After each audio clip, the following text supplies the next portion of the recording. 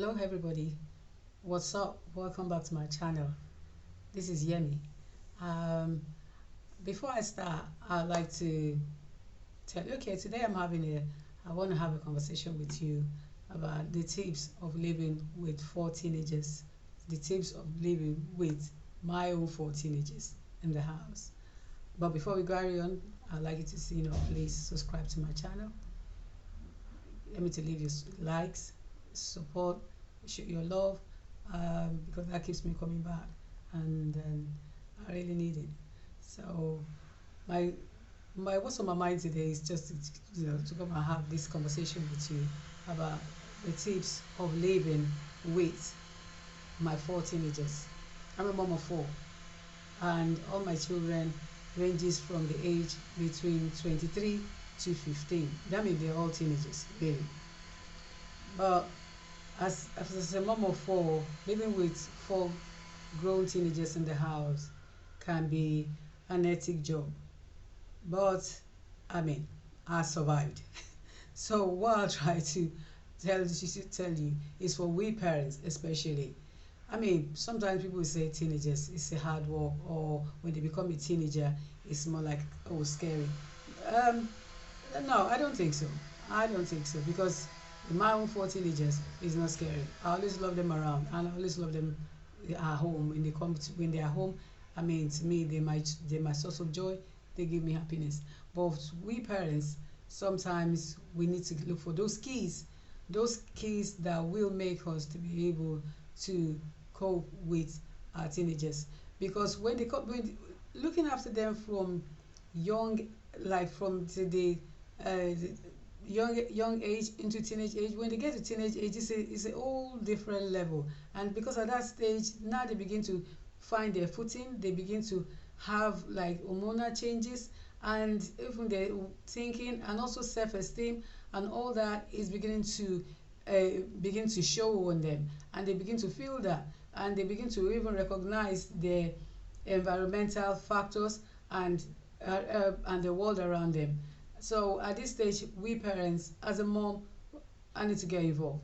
And one first tip I would say for coping with my own teen is consistency. As a mom of four, I'm always consistent with my children. And when I mean consistency to me is about making sure I'm always, anything I say or I tell them to do, I'm always consistent with it. When I tell them to do something, or any laws I put down or any rules I put down in the house, I'm consistent with it. I don't change the rules. If I tell you you need to be back home by 10, when you go out in the morning, at least latest wherever you go, you need to be back into my house by 10 p.m. 10 p.m. You must be back. And you have to also make sure you give me a call. Wherever you are, call me and let me know what's going on. If you don't call me within 2, 3, 4 hours, I'm going to call you back. Even if you're at work, at least you're going to have a break time, still call me. So, and that, I made that consistent. With the four of them, they have to be consistency. Consistency for me is paramount. And secondly, for living with my teenagers is communication. Coping with teenagers in this country, I mean, in everywhere in the world, I mean, we parents, we have to know, you have to be less communication be important. Even in a relationship, we need communication. So all the time, communication with my teenagers is important. I communicate a lot, and I make sure we have it. Even by the time they come back from work or they come back from school, oh, hello mom, as they come back, oh, come here, how are you? How was your day? How was how was your day? How was your school? Was everything okay? How was your colleague? How was how was the transportation? There was no traffic. When you're communicating with your teenagers, you begin to you begin to know what's on their mind. You begin to know if they're having something that's worrying them or bothering them. But if you just say, oh, hello, and they go to their room, that's not enough. They might not tell you. Mostly we teenagers don't come up to you and say, oh, mom, dad, you know what I want to tell you? There's something on my mind. They're not going to tell you that. So, but you always coming to them. You come to them. Try and show that you're there for them. And it's not that they come back from school, they meet you with your friend, or you're on the phone talking to your mate or talking to your friend, or they come home all the time finding mom's friend at home. That's not me. So when they come home, I'm like, I'm always, yeah, I know they're already coming because they say, Mom, I'm on my way, so I've already prepared the food for them. So, but when they come, hello, oh, hello, darling, how are you? How was your day today? How was your work? Or how was your school? How was your teachers? How was your friends? Is everything okay? If they look a bit angry, I'll say, oh, come, let's sit down. Tell me, problem talked about is problem half solved, if not even solved. So, and they know that, I'll listen and I'll try and take some action about it, and a positive action. And that helps a big deal for my own kids. And the other thing for teenagers is making sure you always are available for them. Try and always be available for them. And when I mean available is sometimes let them come home, and most of the time let them find you at home. When you come home, even if you go to work, always make sure your job is a way that you also regulate it with your kids. Make sure you regulate the time. Like my daughter, my last born is 15, and she finished school half 3. So my job, when I go to work in the morning, I go to work at 9:30. I finish work latest 3 o'clock. Sometimes 2:30, but if everything, if I running late, then maybe 3 o'clock. But I try and make sure I get home maybe before her, or we get home together, because she gets home like 4:30. I make sure I get home at least 4, and try and prepare her food, and make sure most of the time when she come home, she'll find me there. So because I take her to when she's going to school, we leave home together, and put her on the bus. But when she come home, she will still find me also at home. So there's no time she come home and say, oh, she doesn't find me at home. So the grown-ups, they understand. Wherever we are, we're still communicating. Even at work, they come to see me at work, and we're still communicating. So that communication is very important with with teenagers. And also, what I would like to say is, we parents is try and all the time show our kids, try and show them love, and try and tell them how much you love them. Try and tell them, or sometimes give them a hug.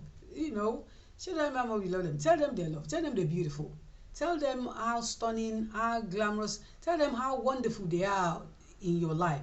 Tell them that, or for my kids, I tell them every day that, I just thank God that you came into my life. Thank God that you are my daughter. Thank God you are my son. I feel proud to be your parent. Always praise them. No matter how, whether down or low, praise them. Even if they come home and say, Mom, oh, this subject is like I didn't really do well. Don't blame them. Let them know that, what, that's okay. It's okay. I mean, I'm there for you, but don't worry about it. It's all gonna be right. Don't worry about it. Let it slide. You just, focus on, so that she can focus on the others, give attention to the other subject. Don't worry too much about it, and don't blame them for even if they're not doing so well. Don't blame them. That's not what they need. It will only even reduce their self-esteem. That will only bring them down more, and that's not what you give to them. Try and praise them. Learn to praise your kids. Learn to encourage them. If you think they're not doing okay enough, try and, maybe sometimes it might be some things they're worried about. Call them together and talk to them. And show them love. Express your love for them. Show them love. With our teenagers, I think most of the teenagers nowadays is that their parents aren't there. I understand some parents that we have to go to work. I have to go, and I have to go to work. I have to do so many things. I have because of their careers. I'm a career mom as well, but I still have to give attention to my kids. I give back to them. It's my job to make sure I'm always there for them. I will always be there for them, even if they have their kids. I will be the grandma. I will still be there for them. I will never stop being there for my children. So we mom, we have to try, because the whole thing starts from we mom. Once our kids are, some kids going through a lot of struggle, worries out there, is first, please go back to the root. Mom, we need to find something to do. Understand? Start to think of, what can I do to help this child? What can I do to make this child feel good? First, start telling your child how beautiful they are. Telling your child how no matter what, you got me, you got us, you got your family. families will always be there for you. We love you. And when you're telling them you love them, it's not when an outsider tell them that, then they feel, wow, I've never heard that before. They're supposed to have heard it before from you. They're supposed to have heard it all the time from you. Understand me? And one thing about we parents as well, in everything we're doing, I say, you know what? I know I'm a Christian, so for a mom, and let's say when we're thinking about do with our kids is, let me tell you, is that learn to pray for your child. Pray for your child every day. Pray for your child when they're there. Pray for them. Pray for them when they're going to school. Pray for them when they're going to work. Pray for them when they wake up. Pray for them when they're going to school. If sometimes maybe you can even pray for them even if they're not there. You can pray for them even if they're not there. Pray for your kids every day. Prayer is very important, because wherever you are, where you can't see them, or you don't know what's happening, or you cannot be able to communicate with them or embrace them and tell them you care or you love for them, that and you don't know how safe they are, please, mom, let's always go on our knees and to ask for God's protection and pray for them. Prayer goes a long way. Prayer is supposed to be, for me, yes, it's supposed to be the beginning, and prayer is supposed to be the end. Prayer is supposed to be all around. I'm a mom of faith, and I believe in faith. I believe in God. I believe that's what I've always been there for me, really, because I don't really have that support, but I have God. And for 4 children living in the UK, it's an ethic job, but it's not. God has not made it ethic for me. It's not been a struggle for me, because God has been there, and I thank God that the way when I talk to them, when I call them, even if they having something is worrying them, and I call them, because that's the way I've raised them, and I say, let me pray for you. They're always happy for that, and when I pray for them, they feel that peace, inner peace in them, and that has always worked for me. And prayer works, but it works with faith. So when you pray, you have faith in that prayer as well. And I thank God that we moms, it's not like you want to be paid. It's not a job you expect to be paid, but it's something that's is rewarding. That when they become those great things they wish and they pray to be, I mean, we are always there to say, what, Lord, I thank you, and it's rewarding. So I don't. Being a mom of 4, I've always enjoyed it. If I could have more, I would have had more. But because I know I can cope with it. So as to me, I just give God the glory. I thank God for my kids. But I would like we moms to take all these key words of being consistent, being available, giving your kids attention, showing them love, and praying for them.